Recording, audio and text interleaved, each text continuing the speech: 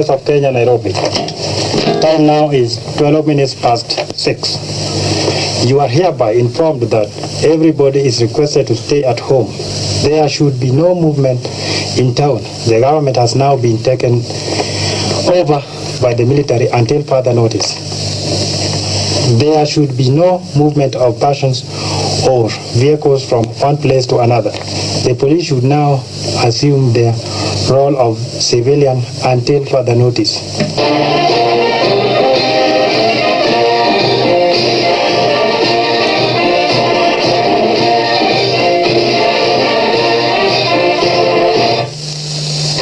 This is the Voice of Kenya, Nairobi. The time now is 14 minutes past 6. You are hereby informed that a curfew has everybody should be declared. Everybody should Everybody should stay at home. There should be no movement in town. The government has now been taken over by the military until further notice. There should be no movement of persons or vehicles from one place to another. The police should now assume the role of civilian until further notice. A warning. The government has been taken by a very, very, very powerful group supported by the people, wananchi wenyewe na wanajeshi wote. Kwa hivyo, wherever you are, cooperate or you blame yourself. Thank you. Voice of Kenya.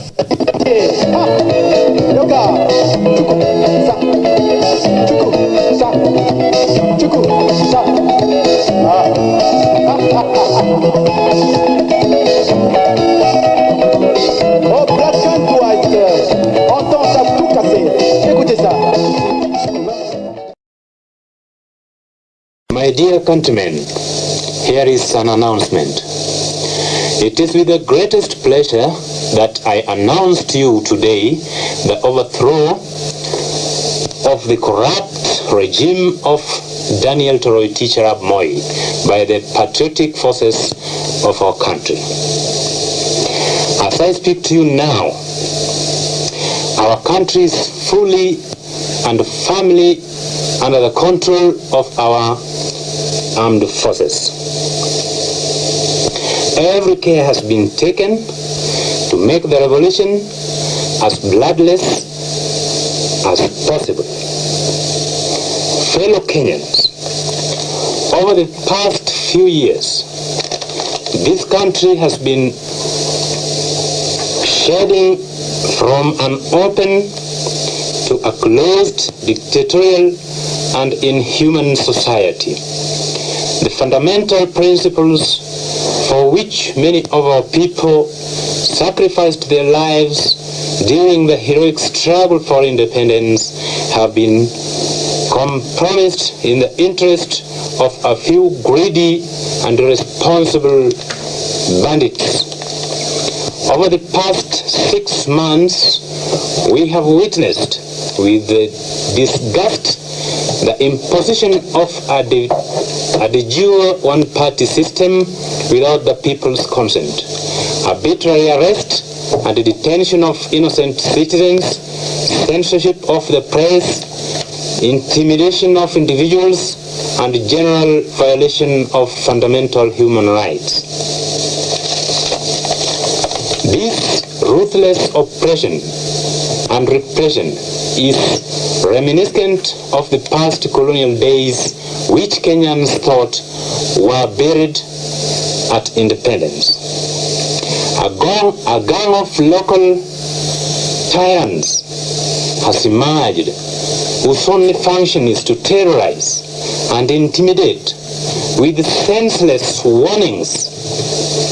Rampant corruption, tribalism, nepotism has made life almost intolerable in our society.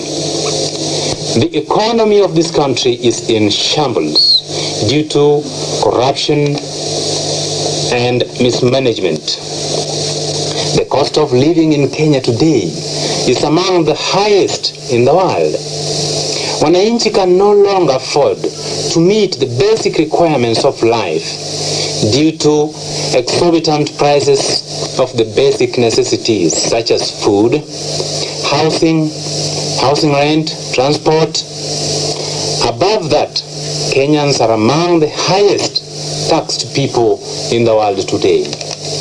Wananchi, under these circumstances, our armed forces have headed the people's call to liberate our country once again from the forces of oppression and exploitation in order to restore liberty, dignity, and social justice to the people.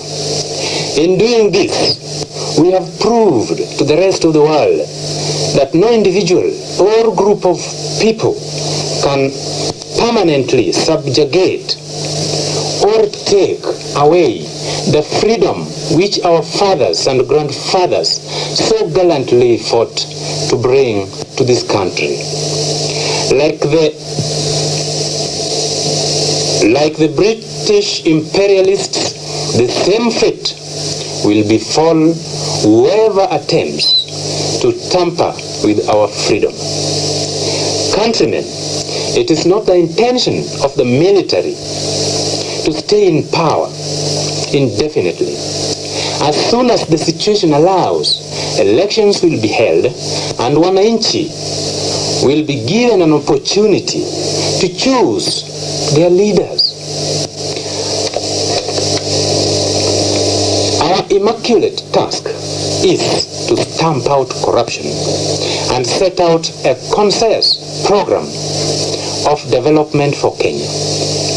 We will continue with the original policies which this country set at independence and which have been eroded over the years, thus giving rise to the current sad state of affairs. A number of administrative and security measures will be announced in due course. This revolution is entirely an internal affair, and our friends have nothing to fear. We will strengthen relations with our neighboring countries, and we will continue to champion the policy of non-alignment and non-interference in the internal affairs of other countries. As for now, the Constitution has been suspended and a National Liberation Council has been set up to preside over the affairs of the government and state. All the detainees and political prisoners are released forthwith with immediate effect. Long live Kenya. Long live the People's Redemption Council. Thank you very much.